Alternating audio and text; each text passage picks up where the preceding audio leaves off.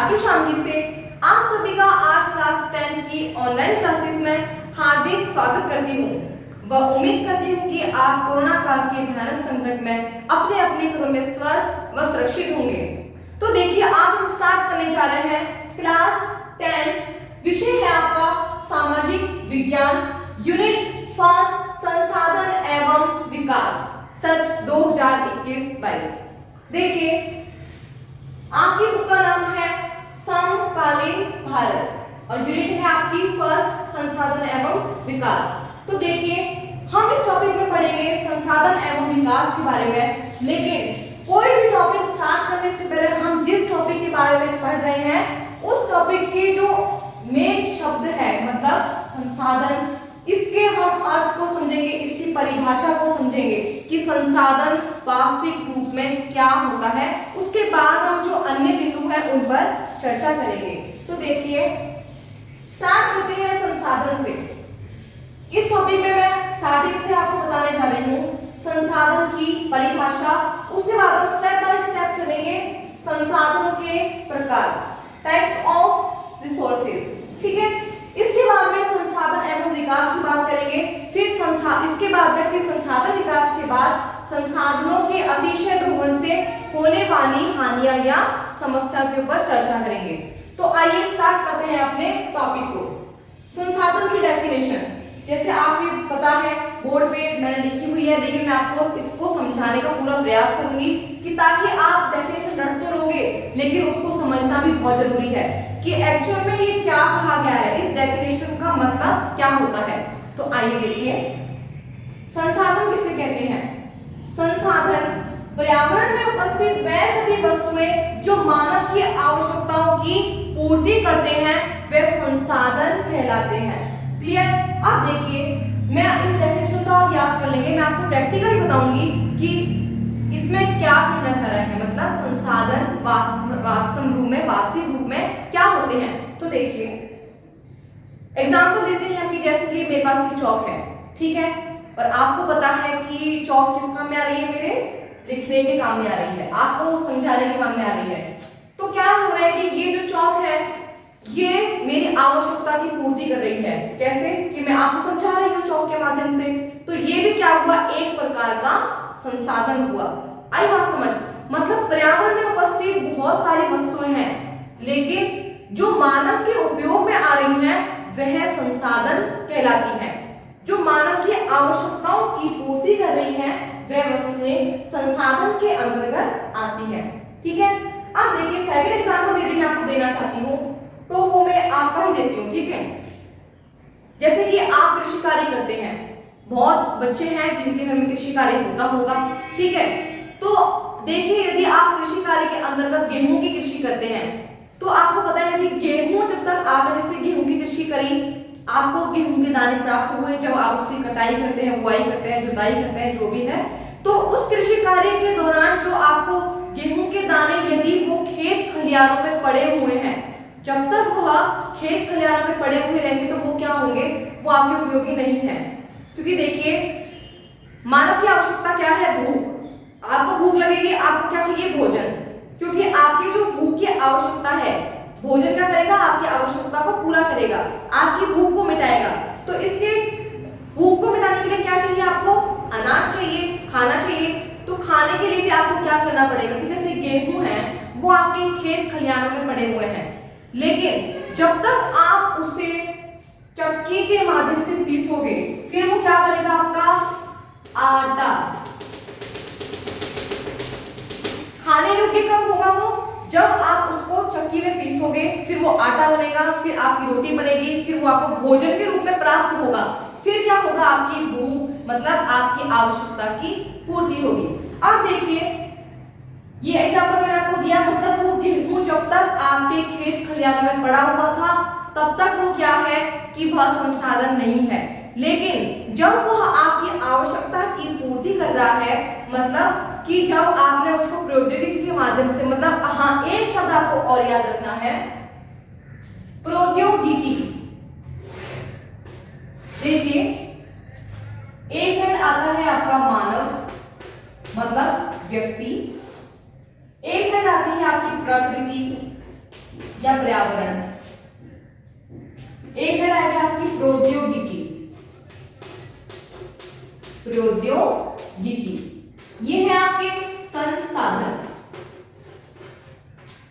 अब देखिए इस ट्रायंगल को समझने के लिए आपको क्या करना है कि देखिए मानव है, संसाधन है, संसाधन का उपयोग कौन कर रहा है? मानव। किसके माध्यम से? प्रौद्योगिकी के माध्यम से। और प्रौद्योगिकी के माध्यम से कैसे करेगा? जब प्रकृति से हमें कोई संसाधन प्राप्त होंगे तभी वह प्रौद्योगिकी का प्रयोग कर पाएगा। टेक्नोलॉजी के बिना कुछ भी नहीं है। जब तक आप तकनीक के माध्यम से, प्रौद्योगिकी के माध्यम से जो भी वस्तु है आप उसको अपने उपयोगी बनाते हैं तभी वह क्या कहलाएगी? वस्तु संसाधन कहलाएगी। इसलिए यदि आप संसाधन का टॉपिक पढ़ रहे हैं तो आपको प्रौद्योगिकी को इग्नोर नहीं करना है। इस शब्द को आप अपने दिमाग में बिठा के चलेंगे, क्योंकि प्रौद्योगिकी के माध्यम से ही हम किसी भी वस्तु को अपने उपयोगी बनाते हैं। जैसे मैंने आपको अभी उदाहरण दिया गेहूं के दाने का, ठीक है? आपने कृषि करी, ये इमेजिनेशन करना है, मैं आपको समझाने के लिए बता रही हूँ कि जैसे आपके ये गेहूं के दाने हैं, ठीक है? गेहूं की कृषि, गेहूं की कृषि, तो क्या हुआ? जब तक ये खेत में पड़े हुए हैं तो वो आपके उपयोगी नहीं है, लेकिन आपने क्या करा? गेहूं को भोजन के रूप में बदलने के लिए किसका सहारा लिया? प्रौद्योगिकी का। मतलब प्रौद्योगिकी एक ऐसा माध्यम है जैसे चक्की है तो वो भी आपकी प्रौद्योगिकी के अंतर्गत आएगी, क्योंकि जिस वस्तु को हमने अपने उपयोगी बनाया है और तकनीक को तो काम में लिया है ना, मतलब चक्की के माध्यम से हमने उसको पीसा, तो मतलब तकनीकी को, प्रौद्योगिकी को हमने उसको यूज में लिया, तब वह क्या हुआ कि ये गेहूं है ये खाने योग्य बन गया, तब ये संसाधन कहलाया। मतलब गेहूं ने क्या करा कि आटा बना, जब हमने इसको पीस लिया तो पीसने के पश्चात क्या हुआ कि हम इसको भोजन के रूप में ग्रहण कर सकते हैं। तो इस प्रकार आप समझ गए होंगे कि प्रौद्योगिकी भी एक संसाधन को इस्तेमाल करने में भूमिका निभाती है। तो आपको ये डेफिनेशन अब इन एग्जाम्पल के माध्यम से क्लियर हो ही गई होगी, क्योंकि मैंने आपको दो एग्जाम्पल दिए थे, एक हमने जॉब का एग्जाम्पल दिया, एक आपकी कृषि का एग्जाम्पल दिया, ठीक है? तो समझ आ गया आपको कि पर्यावरण में उपस्थित वह सभी वस्तुएं जो मानव की आवश्यकताओं की पूर्ति करती हैं वह संसाधन कहलाती है। तो इस प्रकार आपकी डेफिनेशन क्लियर। अब इसके बाद चलते हैं हम संसाधनों के प्रकार के ऊपर, टाइप ऑफ रिसोर्सेज। संसाधनों के प्रकार, देखिए संसाधनों के प्रकार को 4 भागों में बांटा गया है। कितने भागों में? 4 भागों में। उत्पत्ति के आधार पर, समापत्तिया के आधार पर, स्वामित्व के आधार पर, विकास के आधार पर। देखिए आप इसका पहले स्क्रीनशॉट ले लीजिए, क्योंकि आपके नोट्स में काम आएगा ये पूरा चार्ट। आपको ये चार्ट बना लेना है, लेकिन जो मैं आपको समझा रही हूँ उसको आपको ध्यान से समझना है, एक एक बिंदु समझ रहे इसमें। आप समझोगे आपको अभी ये पूरा टॉपिक क्लियर हो जाएगा। इसके आप खुद नोट्स बनाओगे, आपको ये जो टॉपिक है संसाधन के बारे में, इसको बुक से याद करने की जरूरत नहीं पड़ेगी आपको, यदि आपने इस क्लास में इसको अच्छे से समझ लिया, ठीक है? तो अभी मैंने आपको बताया संसाधनों के प्रकार के बारे में। संसाधन के कितने प्रकार हैं? 4। कौन कौन से? उत्पत्ति के आधार पर, समापत्तिया के आधार पर, स्वामित्व के आधार पर और विकास के आधार पर। तो सबसे पहले हम बात करेंगे उत्पत्ति के आधार पर संसाधनों के प्रकार, ठीक है? देखिए उत्पत्ति के आधार पर संसाधनों को 2 भागों में बांटा गया है। कितने भागों में? 2 भागों में बांटा गया है। कौन कौन से? जैव और अजैव। अब मैं आपको समझाऊंगी जैव संसाधन कौन से होते हैं वह अजैव संसाधन कौन से होते हैं, क्योंकि आप भी कभी कंफ्यूज हो सकते हो कि पता नहीं संसाधन के अंदर कौन सी चीजें आती है कौन सी नहीं आती है। तो इसके लिए हमें क्या होगा कि संसाधनों के प्रकारों के बारे में चर्चा करनी होगी, तभी आप समझ पाएंगे कि ये चीज हमारे उपयोगी है और ये वाली चीज हमारे उपयोगी नहीं है, ये संसाधन है और ये संसाधन नहीं है। तो देखिए बात करते हैं जैव संसाधन के बारे में कि किसे कहते हैं जैव संसाधन। देखिए जो संसाधन हमें सजीव अवस्था में प्राप्त होते हैं वे संसाधन जैव संसाधन कहलाते हैं। या एक डेफिनेशन और इसकी कि जिन संसाधनों में जीवांश पाया जाता है, जीवांश मतलब जीव, जो जैविक पदार्थ हैं, जिनमें प्राण है, सजीव जानते हो आप, सजीव और निर्जीव। सजीव है तो होते हैं जो चल फिर सकते हैं, जिनमें प्राण होते हैं, जैसे कि एग्जांपल देखें आपको, वनस्पति जगत है, प्राणी जगत है, ठीक है। ये सभी क्या है, जैव संसाधनों के अंतर्गत आएंगे। जिसमें जीवांश की मात्रा पाई जाती है वह जैव संसाधन कहलाते हैं। जैसे वन्य प्राणी है, वनस्पति है, वनस्पति जात है, प्राणी जात है, और जो ये पशु है, मत्स्य पालन है, ये सब किसमें आते हैं, आपके जैव संसाधन में। क्यों? क्योंकि इसमें जीवांश की मात्रा पाई जाती है। इतना आपका क्लियर। अब बात करते हैं अजैव की, कि अजैव संसाधन किसे कहेंगे।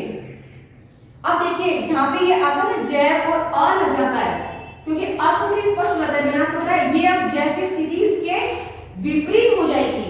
अजैव मतलब जिसमें जीवांश की मात्रा नहीं पाई जाएगी, तो वह संसाधन कौन से होंगे, अजैव संसाधन। जैव के विपरीत कर दोगे तो ये हो जाएगा आपका कि जिन संसाधनों के अंतर्गत जीवांश की मात्रा नहीं पाई जाती वे संसाधन कैसे होते हैं, जैव संसाधन। और जो संसाधन हमें निर्जीव अवस्था में मिलते हैं, अभी मैंने आपको बताया था ना जैव संसाधन कौन सी अवस्था में मिलेंगे, सजीव अवस्था में, और जो अजैव संसाधन है वह मिलेंगे निर्जीव अवस्था में। तो ऐसे संसाधन क्या कहलाएंगे, अजैव संसाधन कहलाएंगे। फॉर एग्जाम्पल जैसे कि आपकी धातु है, चट्टान है, जैसे कि ये दीवार ले लेते हैं, ये ब्लैक बोर्ड ले लेते हैं, इनमें क्या है, प्राण नहीं है, मतलब जीवांश की नहीं मात्रा नहीं है, तो ये क्या कहलाएंगे, जो चल फिर नहीं सकते, निर्जीव अवस्था में है, एक जगह स्थिर है, मतलब इनमें प्राण नहीं पाए जाएगा, तो ये चट्टान का रूप ले लेते हैं हम इसको, दीवार को, तो ये क्या हो गया आपका अजैव संसाधन। ये बना आपका क्लियर, उत्पत्ति के आधार पर जैव व अजैव। सेकंड बात करते हैं हम समापत्तिया के आधार पर, मतलब नाम से ही स्पष्ट है, समापत्तिया मतलब समाप्ति के आधार पर, कि कौन सा संसाधन कब नष्ट हो सकता है और कब इसको उपयोग में लिया जा सकता है। तो इसका समापत्ति का मतलब आप समाप्ति से भी ले सकते हैं, कि समाप्ति के आधार पर या समापत्तिया के आधार पर संसाधनों को दो भागों में बांटा गया है, नवीकरणीय योग्य और अनवीकरणीय योग्य। इसको नवीकरणीय संसाधन भी कहते हैं और इसको अनवीकरणीय संसाधन भी कहते हैं। तो बात करते हैं हम नवीकरणीय संसाधन के बारे में, कि कौन से होते हैं नवीकरणीय संसाधन। देखिए नवीकरणीय संसाधन वे संसाधन होते हैं जिन्हें एक बार प्रयोग करने के बाद पुनः प्रयोग में लिया जा सकता है, मतलब भौतिक यांत्रिक क्रियाओं के माध्यम से हम इन्हें क्या कर सकते हैं, उपयोग में ले सकते हैं। आया बात समझ, नवीकरणीय संसाधन नोट कर लीजिए आप, कि वह संसाधन जिनका एक बार प्रयोग करने के बाद उन्हें पुनः प्रयोग में लिया जा सकता है, वे संसाधन नवीकरणीय योग्य संसाधन कहलाते हैं। अब मैं आपको इसका एग्जांपल देती हूँ, कौन कौन से आते हैं नवीकरणीय योग्य संसाधन में। देखिए सौर ऊर्जा और पवन ऊर्जा, सौर ऊर्जा, पवन ऊर्जा,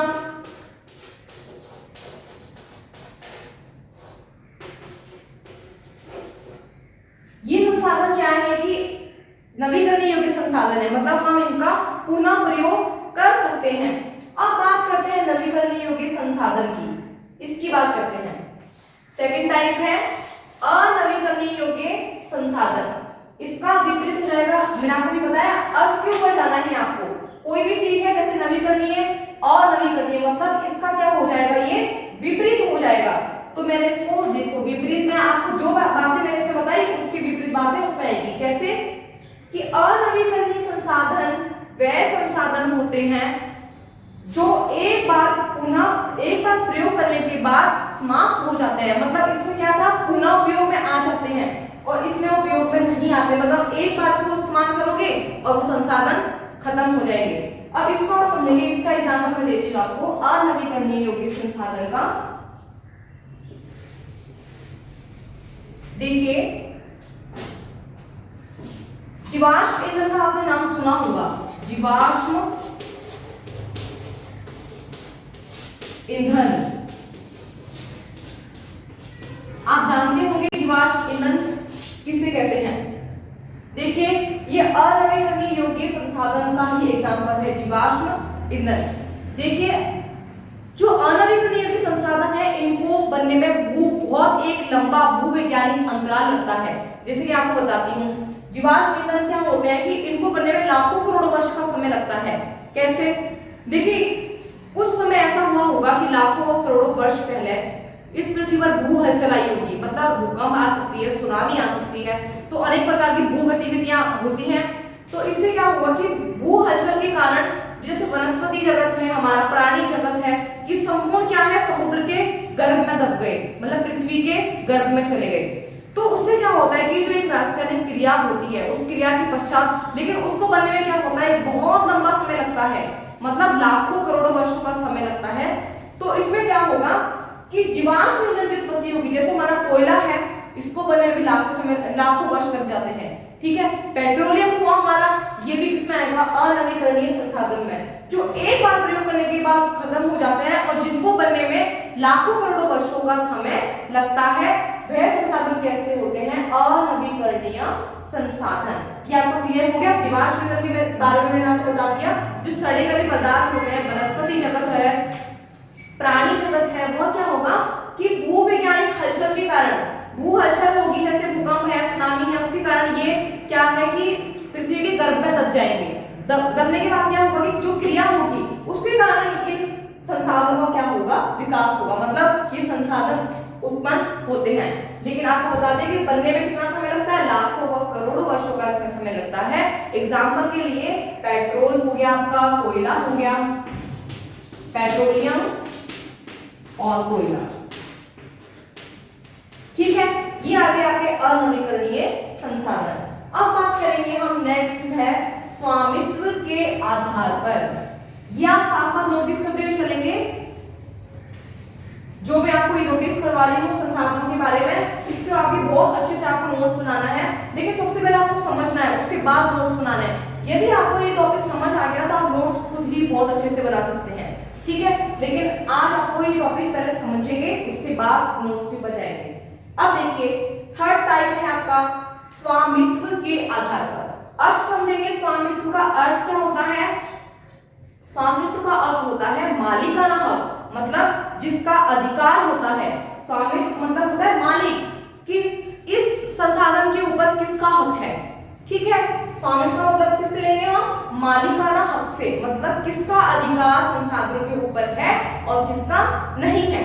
तो देखिए, स्वामित्व के आधार पर संसाधनों को 4 भागों में बांटा गया है। कौन कौन से?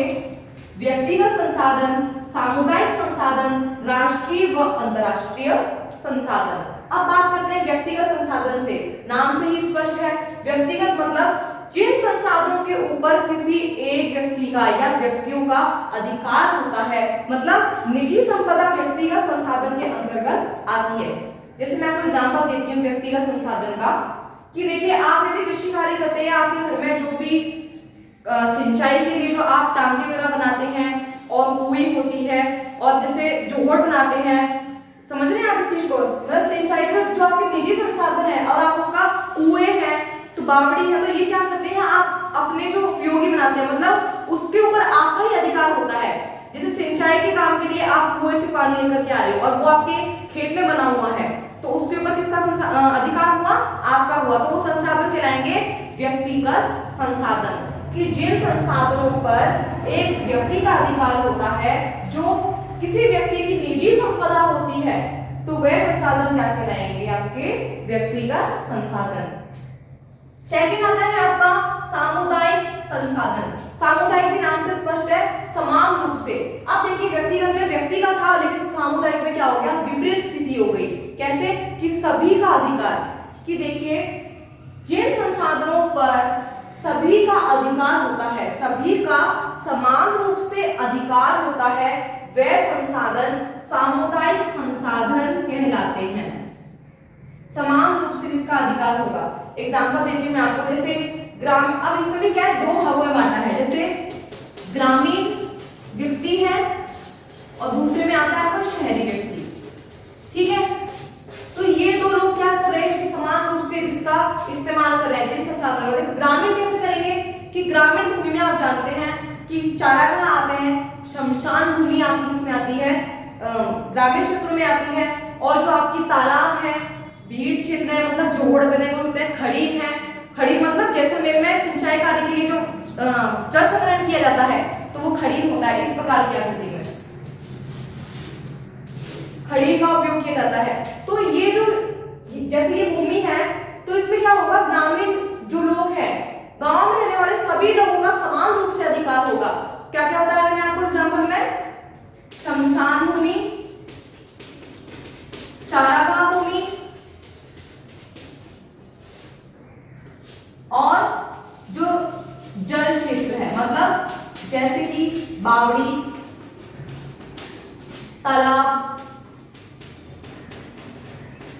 ये किसके अंतर्गत आते हैं, सामुदायिक संसाधन के अंतर्गत। ये भी आपका क्लियर है कि सामुदायिक संसाधन जिस पर ग्रामीण लोगों का समान रूप से अधिकार होता है। अब बात करते हैं शहरी व्यक्तियों की, कि शहर में क्या होता है कि आपको पता है कुछ पार्क बने हुए होते हैं, पिकनिक स्थल होते हैं, बने हुए पर्यटन स्थल होते हैं, खेल के मैदान होते हैं। तो उसमें क्या होगा, किसी एक व्यक्ति का अधिकार ना होकर के सभी व्यक्तियों को इजाजत होती है कि वह वहां जाकर के मनोरंजन कर सकता है। यदि कोई शहर में पार्क बना हो, जैसे एग्जांपल देती हूँ आपको, जयपुर में राजा पार्क है, ठीक है, तो उसमें ये तो है नहीं कि किसी एक व्यक्ति को एंट्री मिलेगी। उसमें जितने भी व्यक्ति हैं समान रूप से आ सकते हैं, मनोरंजन कर सकते हैं, वॉक कर सकते हैं। तो ये क्या हो गया हमारा, तो वो संपदा कैसे होगी, हमारी सामुदायिक संसाधन के अंतर्गत आती है। तो समान रूप से सामुदायिक संसाधन के अंतर्गत समान रूप से जिन संसाधनों का उपयोग किया जाता है वह संसाधन सामुदायिक संसाधन के अंतर्गत आते हैं। थर्ड आता है आपका राष्ट्रीय संसाधन। राष्ट्रीय मतलब जिन संसाधनों पर राष्ट्र का अधिकार होता है वह संसाधन राष्ट्रीय संसाधन कहलाते हैं। लेकिन इसमें भी मैं आपको एक चीज समझाना चाहूंगी, राष्ट्रीय संसाधन में वैसे जो तकनीकी तौर पर है, जो राष्ट्रीय संपदा संपूर्ण राष्ट्रीय संपदा है, संपूर्ण संपदा पर, संपूर्ण संसाधन पर राष्ट्र का ही अधिकार होता है। तो देखिए राष्ट्रीय संपदा में क्या होगा कि यदि आपको मैं एग्जांपल देती हूँ, सरकार है, देखो शहरी एक नाम है शहरी विकास प्राधिकरण। सरकार ने क्या कर रखा है कि शहरी विकास प्राधिकरण को एक अधिकार दे रखा है, जिसमें क्या है कि लोगों के हित के लिए मतलब जनता के हित के लिए यदि संपदा, जैसे आपकी निजी संपदा है, उस संपदा की जरूरत क्या है, सरकार को है। और वो कैसे है कि मतलब जैसे मैं आपको एग्जांपल देती हूँ, कोई सड़क निकालनी है, मतलब कोई नेशनल हाईवे निकालना है, ठीक है, तो उस हाईवे को निकालने के लिए, जैसे एग्जांपल देती हूँ, सीकर से जयपुर कोई हाईवे निकालना है, उसके बीच में क्या है, आपके खेत खलिहान आ रहे हैं, मतलब आपकी निजी संपदा आ रही है, निजी भूमि आ रही है। तो उसमें क्या होगा कि सरकार को ये अधिग्रहण का अधिकार मिला हुआ है कि वह जो आपकी निजी भूमि है, चाहे आप उसमें खेत बने हुए हो, चाहे उसमें आपका तालाब हो, चाहे उसमें आपकी बावड़ी हो, चाहे सिंचाई का कार्य के लिए कोई भी संसाधन हो, वो अधिग्रहण में ले सकती है, मतलब आपसे वह ले सकती है। तो आप देख रहे होंगे जैसे कोई हाईवे बने हुए होते हैं तो वो आपकी सरकार की भूमि नहीं होती, वो आपकी भी होती है, मतलब निजी संपदा होती है व्यक्तियों की। लेकिन वह सरकार क्या कर सकती है कि जनता के हित के लिए यदि कोई विकास के लिए कार्य करना हो तो वह आपकी संपदा को अपने इस्तेमाल में, अपनी आवश्यकता की पूर्ति के लिए इस्तेमाल कर सकती है। ठीक है, आई बात समझ। और एक बार और समझना, राष्ट्रीय संपदा में समझाती हूँ मैं आपको। राष्ट्रीय संपदा में जैसे समुद्र तट से लगे हुए इलाके होते हैं, जैसे कि मैं आपको दक्षिणी भाग बना देती हूँ भारत का, ठीक है, तो ये आ गया हमारा दक्षिण भाग में तटीय क्षेत्र, ये वाला, ठीक है। अब तटीय क्षेत्रों, अब आपको पता है समुद्र में कितने प्रकार के खनिज संसाधन होते हैं। समुद्र क्या है, खनिजों का एक अजायब घर है, खजाना, जो मतलब समुद्रों के गर्भ में ही भरपूर भंडार में मिलेंगे आपको खनिजों के, ठीक है। तो अब लेकिन देखिए, यदि कोई राष्ट्र जैसे हमारा भारत देश है, भारत देश की तटीय सीमा से 12 मील की दूरी पर, मतलब यदि 12 मील को किलोमीटर में हम चेंज करेंगे तो 22.2 किलोमीटर आएगा, ठीक, मतलब 22 किलोमीटर की दूरी पर समुद्र में पाए जाने वाले खनिजों पर किसका अधिकार होगा, राष्ट्र का अधिकार होगा। कहां से बताया मैंने आपको, तट से लेकर 12 मील मतलब 22 किलोमीटर की दूरी पर जो समुद्री एरिया है, जलीय क्षेत्र है, उस क्षेत्र में पाए जाने वाले संसाधन मतलब समुद्री संसाधन, वह किसके अधिकार में आएंगे, राष्ट्रीय संपदा। मतलब वो संपदा कैसी होगी, एक राष्ट्रीय संपदा के रूप में इस्तेमाल की जाएगी। तो इतना आपका क्लियर है कि राष्ट्रीय संसाधन किसे कहते हैं। नेक्स्ट आता है आपका अंतरराष्ट्रीय संसाधन। अब बात करते हैं हम फोर्थ की, अंतरराष्ट्रीय संसाधन किसे कहते हैं। अंतरराष्ट्रीय संसाधन देखिए, राष्ट्रीय संसाधन में क्या था कि राष्ट्र का अधिकार था। अंतरराष्ट्रीय संसाधन में क्या होगा कि किसी एक राष्ट्र का अधिकार ना होकर के संपूर्ण राष्ट्रों का अधिकार होगा। किस पे? अंतरराष्ट्रीय संसाधन में। किसका? किसी एक राष्ट्र का अधिकार ना होकर के संपूर्ण राष्ट्रों का उसमें अधिकार होगा। मतलब इन संसाधनों के उपयोग के लिए संपूर्ण अंतरराष्ट्रीय स्तर पर सहमति लेना आवश्यक है। तो देखिए जैसे अभी मैंने आपको बताया था, अब इसकी जो दूरी है वो बढ़ जाएगी। मतलब 200 मील की दूरी पर राष्ट्र की तटीय रेखा से 200 मील की दूरी पर यदि जलीय क्षेत्र मतलब समुद्र में संसाधन पाए जाएंगे तो उन संसाधनों का उपयोग करने के लिए आपको क्या करना होगा कि राष्ट्र को अंतरराष्ट्रीय स्तर पर सहमति लेनी होगी, तभी वो उन संसाधनों का उपयोग कर सकता है। ठीक है, इस प्रकार ये कि अंतरराष्ट्रीय संसाधन मतलब अंतरराष्ट्रीय स्तर पर संसाधनों का उपयोग करने के लिए सहमति लेना, वह हो गया आपके अंतरराष्ट्रीय संसाधन। तो इस प्रकार स्वामित्व के आधार पर संसाधन हमने समझ लिए हैं। अब नेक्स्ट आता है आपका संभावी संसाधन। विकास के आधार पर संसाधनों को कितने भागों में बांटा गया है? 4 भागों में। संभावी संसाधन, विकसित संसाधन, भंडार व संचित कोष। तो देखिए संभावी संसाधन किसे कहेंगे? संभावी नाम से स्पष्ट है कि जिन संसाधनों की संभावना प्रकट की गई है कि जो संसाधन उपलब्ध हैं, जिन संसाधनों के बारे में पता किया जा चुका है, लेकिन अभी तक उनका कोई इस्तेमाल नहीं हुआ है, वे संसाधन कहलाते हैं आपके संभावी संसाधन। एग्जांपल देते हैं मैं आपको कि जैसे राजस्थान व गुजरात है, ठीक है, राजस्थान व गुजरात। आपको पता है राजस्थान व गुजरात में अभी हाल ही में संसाधनों का पता चला है, मतलब सौर ऊर्जा व पवन ऊर्जा का पता लगाया गया है, लेकिन क्या है कि अभी तक उसे इस्तेमाल में नहीं लाया गया है। तो ऐसे संसाधन कहलाएंगे संभावी संसाधन। ठीक है, संभावी संसाधन के अंतर्गत मतलब संसाधन उपलब्ध तो है परंतु उनका उपयोग नहीं किया गया है, वह है आपके संभावी संसाधन। सेकंड देखते हैं हम विकसित संसाधन किसे कहेंगे? विकसित संसाधन वे संसाधन होते हैं जिनके बारे में सर्वेक्षण किया जा चुका है, मतलब कि जिनकी गुणवत्ता को पहचाना जा चुका है, जिन संसाधनों को हम पहचान चुके हैं। एग्जांपल के लिए जैसे ये सोना है, ये तांबा है, ये जिंक है, ये बॉक्साइट है, ये ग्रेनाइट है, मतलब खनिजों की अलग अलग पहचान करनी, तो वो क्या होंगे हमारे विकसित संसाधन, और जिनको विकसित किया जा रहा है तो ऐसे संसाधन आएंगे आपके विकसित संसाधनों की श्रेणी में।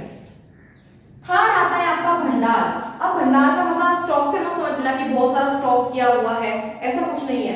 देखिए मैंने आपको बताया था प्रौद्योगिकी के बारे में कि ऐसे संसाधन जो प्रचुर मात्रा में उपलब्ध तो हैं लेकिन उनको प्रौद्योगिकी के अभाव में उपयोग में नहीं लाया जा सका है। क्या हुआ इसमें कि प्रौद्योगिकी का क्या होगा? अभाव होगा, मतलब तकनीकी नहीं है लेकिन हम उसको क्या है उपयोग में नहीं ला सके। जैसे आप जानते हैं कि हाइड्रोजन है, हाइड्रोजन को हमें उपयोग में लाना है तो लेकिन उस एक यौगिक को हम, जैसे आपको पता है हाइड्रोजन ऊर्जा का एक बहुत अच्छा संसाधन बन सकता है, लेकिन हमें पता ही नहीं है कि हम उसको कैसे उपयोग में लेकर आए। तो क्या हुआ? प्रौद्योगिकी का अभाव हुआ, लेकिन हाइड्रोजन हमारे पास उपलब्ध है तो ये संसाधन किसमें आएंगे? भंडार कहलाएंगे। ठीक है, संचित कोष की बात करते हैं तो संचित कोष में भी क्या होगा? भंडार जैसी स्थिति होगी कि संचित कोष में क्या है कि ये संसाधन उपलब्ध तो है परंतु इन्हें भी क्या है कि प्रौद्योगिकी के आधार पर विकसित नहीं किया गया है। विकसित तो कर रहे हैं लेकिन इतना जितना करना चाहिए था उतना विकसित नहीं किया गया है। कैसे? मैं आपको एग्जांपल देती हूँ। जैसे कि आपको पता है जल के माध्यम से जल विद्युत का उत्पादन किया जाता है, ठीक है, लेकिन जितना किया जाना चाहिए उतना उत्पादन नहीं हो रहा है। मतलब जैसे नदियों के माध्यम से प्रवाही जल है उसके माध्यम से हम क्या कर सकते हैं? जल विद्युत का उत्पादन कर सकते हैं, लेकिन प्रौद्योगिकी के अभाव में हम ऐसा नहीं कर पा रहे हैं। प्रौद्योगिकी के अभाव में। तो ऐसे संसाधन क्या कहलाएंगे? संचित कोष। तो देखिए हमने संसाधनों के प्रकार के बारे में पढ़ा, शुरू से लेकर दोबारा से देख लीजिए आप। एक एक मैंने प्रकार को आपको एग्जाम्पल के माध्यम से समझाया है, अब आप दोबारा से इसको देख सकते हैं। संसाधन की मैंने आपको डेफिनेशन बताई, ठीक है।